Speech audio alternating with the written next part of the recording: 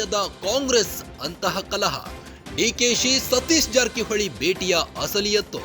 ಡಿಕೆಶಿನ ಸತೀಶ್ ಜಾರಕಿಹೊಳಿ ಭೇಟಿಯಾಗಿದ್ದೇಕೆ ಗೊತ್ತಾ? ಬೆಳಗಾವಿ ಕಾಂಗ್ರೆಸ್ನಲ್ಲಿ ತಾರಕಕ್ಕೇರಿದೆ ಪ್ರತಿಷ್ಠೆಯ ಫೈಟ್. ಲಕ್ಷ್ಮೀ ಹೆಬ್ಬಾಳ್ಕರ್ ಪಾರು ಪತ್ಯಕ್ಕೆ ಬ್ರೇಕ್ ಹಾಕಲು ಪ್ಲಾನ್ ಮಾಡಿಕೊಂಡಿದ್ದಾರೆ. ಸೈಲೆಂಟ್ ಆಗಿಯೇ ತಂತ್ರ ಹೆಣೆದ ಸತೀಶ್ ಜಾರಕಿಹೊಳಿ.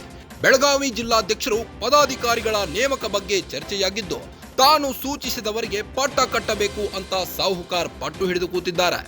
ತನ್ನ ಬೆಂಬಲಿಗರಿಗೆ ಮಣೆ ಹಾಕಲು ಒತ್ತಡ ಹೇರಿದ್ದ ಲಕ್ಷ್ಮೀ ಹೆಬ್ಬಾಳ್ಕರ್.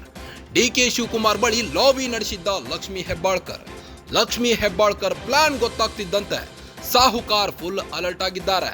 ತನ್ನನ್ನ ಕೇಳದೆ ಯಾವುದೇ ನಿರ್ಧಾರ ಕೈಗೊಳ್ಳದಂತೆ ತಾಕೀತು ಮಾಡಿದ್ದಾರೆ. ಡಿಕೆಶಿಗೆ ನೇರವಾಗಿಯೇ ತಿಳಿಸಿರೋ ಸತೀಶ್ ಜಾರಕಿಹೊಳಿ.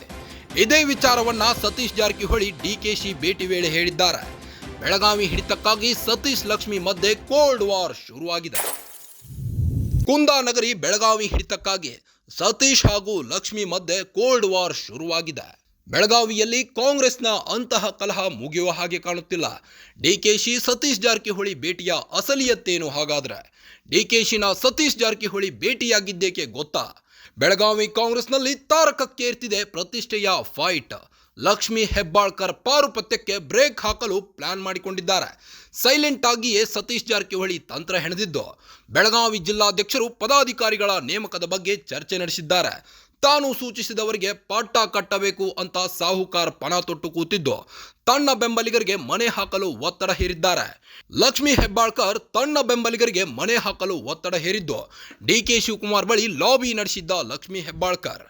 ಈ ಹಿನ್ನೆಲೆ ಪ್ಲಾನ್ ಗೊತ್ತಾಗುತ್ತಿದ್ದಂತೆ ಸಾಹುಕಾರ್ ಫುಲ್ ಅಲರ್ಟ್ ಆಗಿದ್ದಾರೆ. ತನ್ನನ್ನ ಕೇಳದೆ ಯಾವುದೇ ನಿರ್ಧಾರ ಕೈಗೊಳ್ಳದಂತೆ ತಾಕೀತು ಮಾಡಿದ್ದಾರೆ. ಡಿಕೆಶಿಗೆ ನೇರವಾಗಿಯೇ ತಿಳಿಸಿದ್ದಾರೆ. ಇದೇ ವಿಚಾರವನ್ನ ಡಿಕೆಶಿ ಭೇಟಿ ವೇಳೆ ಸತೀಶ್ ಜಾರಕಿಹೊಳಿ ಹೇಳಿದ್ದಾರೆ. ಬೆಳಗಾವಿ ಹಿಡಿತಕ್ಕಾಗಿ ಸತೀಶ್ ಲಕ್ಷ್ಮಿ ಮಧ್ಯೆ ಬಿಗ್ ಫೈಟ್ ಎದುರಾಗಿದೆ.